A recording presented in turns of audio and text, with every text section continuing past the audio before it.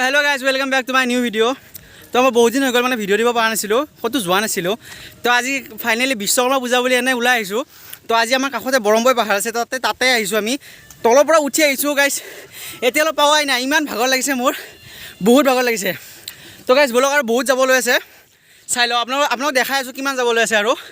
তো গাইজ বলক যাই লওঁ, তামাম ভাগৰ লাগিছে মোৰ।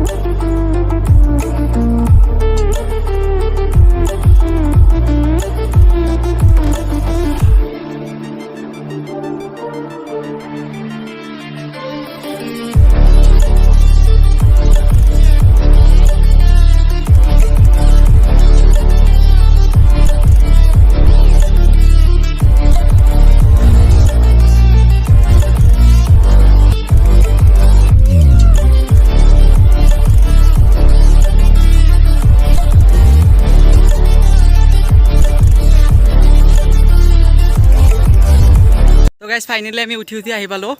এতিয়া উঠি ইয়াতে গাইজ এটা শিৱ মন্দিৰ আছে, সৰুকৈ শিৱ মন্দিৰ এটা আছে। তো গাইজ দেউ থাকে, দেউ এজন আছে, দেউজনক লগ পাইছোঁ আমি। তো দেউজনক সুধিম ইয়াৰে মানে মহত্বৰ কথা কিবা কিবি। চৰি মোৰ ভুল হৈ গৈছিল, এইটো শিৱ মন্দিৰ নহয়, এইটো দামোদৰ মন্দিৰ, এইটো কৃষ্ণ মন্দিৰ হয়। তো দেউ এজনক লগ পাইছোঁ, দেউজনক আমি সুধিম এই মহত্বৰ বিষয়ে, মানে এইটো কেতিয়া আৰম্ভ হৈছিল মন্দিৰটো, মানে কেতিয়াৰ পৰা এইটো দেখা পোৱা গৈছে। তো দেউ আপুনি কৈ দিয়ক। এইটো মন্দিৰ 1986 মে বনছে। 86 হৈছে ন, 1986 এইটো মানে মন্দিৰটো স্থাপিত হৈছে মন্দিৰটো।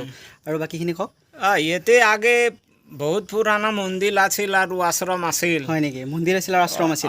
তো সেই अंग्रेज के समय में अंग्रेजे भांग सिंह यानी चूरमार কৰি দিছে। হয় হয়। তো গাইজ মানে ব্ৰিটিছৰ সময়তে মন্দিৰ আছিল ইয়াতে, কিন্তু ব্ৰিটিছে মানে বহুত আহি কিনে, আপোনালোকেতো জানে ব্ৰিটিছৰ কথা, তো আহি কিনে মানে মন্দিৰবিলাক চব ভাঙি পেলাইছে। তো ভাঙি পেলোৱাৰ পিছতো আমাৰ কিন্তু এই বিষ্ণু মন্দিৰটো কেতিয়া বনোৱা গৈছিল আৰু ভালকৈ? 86 মে 86 বনোৱা গৈছিল ন? 1986 গাইজ আমাৰ ভাৰত স্বাধীন হোৱাৰ পিছত এই মন্দিৰটো ভালকৈ বনোৱা গৈছে। ভালকৈ বনোৱাৰ পিছত এতিয়া গাইজ ইয়াতে মানুহ আহি থাকে, তো বহুত মানুহ আহে, দূৰৰ পৰা মানুহ চাব আহে ইয়াতে। মানে পাহাৰৰ একদম গাইজ একদম টপত আছে, বহুত ওপৰত আছে এইটো। আৰু কিমানমান পাহাৰ ওখ আছে পাহাৰখন? 315 ফিট চৌৰা আছে। হয় নেকি? 300 গাইজ ভাবি চাওক, 315 ফিট ওখত আছে এই মন্দিৰটো। 315 ফিট কিমান হ'ব লাগিব আপোনালোকে ভাবি চাওক। তো গাইজ আমি আহিলোঁ তলৰ পৰা একদম উঠি আহিছোঁ, এই আপোনালোকে চাব পাৰে গোটেই ঘাম ওলাই গৈছে মোৰ। আৰু পানীৰ সুবিধা নাই, পানী একো সুবিধা নাই ন? নাই। তো গাইজ আপোনালোকে জানে একদম বহুত ওপৰত আছেতো, পানীৰ সুবিধা নাই, মানে ইয়াতে দমকল বহাব নোৱাৰে, কাৰণ দমকল আমাৰ একদম তলৰ পৰা পানী আহে, তো ইয়াতে পানী আহিব নোৱাৰে। তো আপোনালোকে পানী কেনেকৈ আনে? মই ভাৰ পৰা আনো কানহাবৰ। হয় নেকি? আৰু কৈলন মে আনো। কৈলনত আনে। আৰু তলৰ পৰা মানে কিনিব লাগে আপোনালোকে পানী? নহয়, তলত কিনিব নালাগে, তলতে গাঁও আছে। গাঁও আছে, মানে গাঁৱৰ পৰা আপোনালোকে ধৰক বাল্টিঙতে হওক কিবা হাতত পানী লৈ আহে। তো গাইজ ভাবি চাওক, তলৰ পৰা পানী লৈ আহে, বাল্টিঙতে হওক কিবা হাতত পানী লৈ আহে। তো পানী লৈ কিমান কষ্ট হয় গাইজ। আমি উঠি আহোঁতে মানে ইমান কষ্ট হৈছে, আৰু দেউহঁতে মানে সদায় ৰেগুলাৰ পানী আনিবই লাগে, কাৰণ পানী নোখোৱাকৈতো থাকিব নোৱাৰে ন। তো গাইজ সদায় ৰেগুলাৰ পানী আনে। তো ভাবক গাইজ এওঁলোকে কিমান কষ্ট কৰি ইয়াতে মন্দিৰটো ভালকৈ ৰাখি আছে। আৰু গাইজ বাকীখিনি আপোনালোকক দেখাই আছোঁ। তো দেউ বিষয়ে এইখিনিয়ে মহত্ব আছিল। তো এতিয়া আমি বাকীখিনি গোটেইখিনি দেখাই লওঁ। মন্দিৰটো আপোনালোকক দেখুৱাই নাই এতিয়ালৈ, মন্দিৰটো মই এতিয়া দেখাই আছোঁ, চাব আপোনালোকে।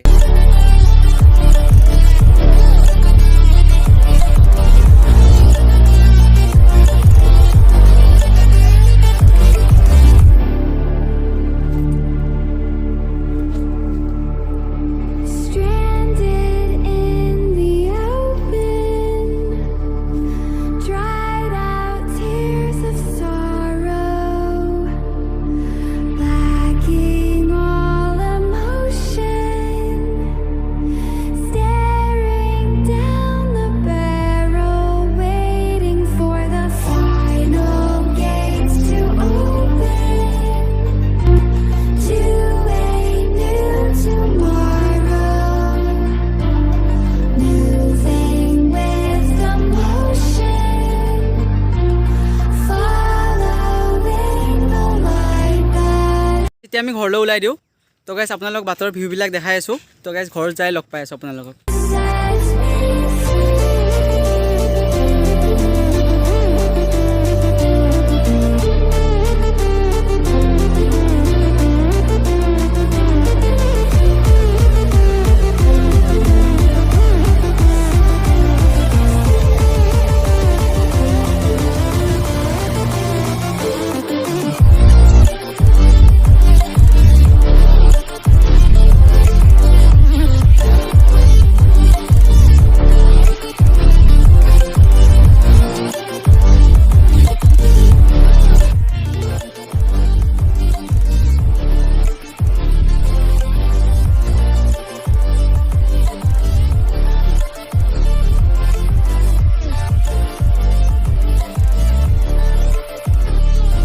তো গাইজ ফাইনেলি আমি ঘৰ পামেই আৰু বেছি নাই তো গাইজ যদি ভিডিঅ'টো চাই ভাল লাগিল তে লাইক শ্বেয়াৰ কমেণ্টখিনি কৰি থৈ দিব আৰু যদি কোনোবা নতুনকৈ মোৰ ভিডিঅ'টো চাই আছে তেন্তে ছাবস্ক্ৰাইব কৰি থৈ দিব আৰু লগ পাম নতুন ভিডিঅ'ত তো গাইজ আজিলৈ ইমানে বাই বাই